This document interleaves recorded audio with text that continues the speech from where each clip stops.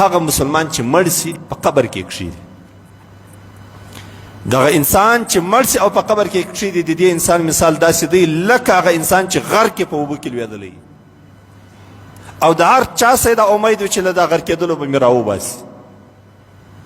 رسول کریم صلی الله علیه وسلم فرمایي: ينتظر دعوة تلحقه من أب أو أم أو أخ أو صديق.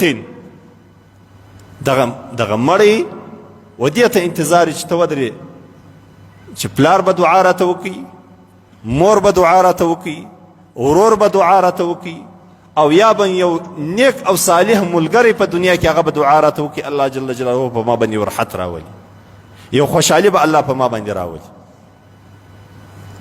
فإذا لحقته كان أحب إليه من الدنيا وما فيها.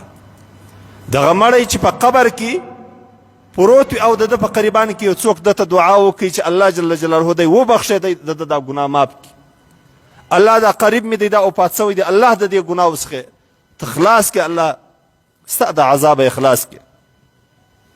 نو وایي دته دا دونه شی چې دنیا او د دنیا در دا ټولو نعمتو د دغه مړي دپاره دغه یوه دعا شی، د دا پلار یا د ورور یا د قریب دعا د ده دپاره شی. وإن الله تعالى ليدخل على أهل القبور من دعاء أهل الأرض. الله جل جلاله پر هغه انسانانو باندې چې په قبرو کې پراته دي، دغه انسانان ته الله جل جلاله دا د ځمکې د مخ انسانانو دعاوي او استغفار الله جل جلاله دوی ته رسوي. امثال الجبال، د غرو د دا لویو غرو په اندازه باندې د اجرو د ثوابو په مثال باندې الله د دغه ژوندو دعاوي د دا مړو دپاره الله داسې قبلوي، لکه یو غر په اندازه باندې داسې دا لویوالی یې موږ ته راشي چې دا غرونه څونه لوی دي.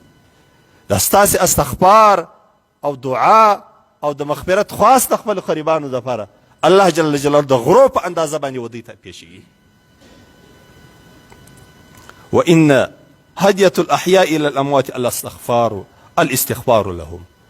بشک زما امتیانو د ژوندو هدیه او تحفه ومړو ته هغه د استغفار دی چې د دوی لپاره د بخښ دعا وکړي چې الله ویې بخښي.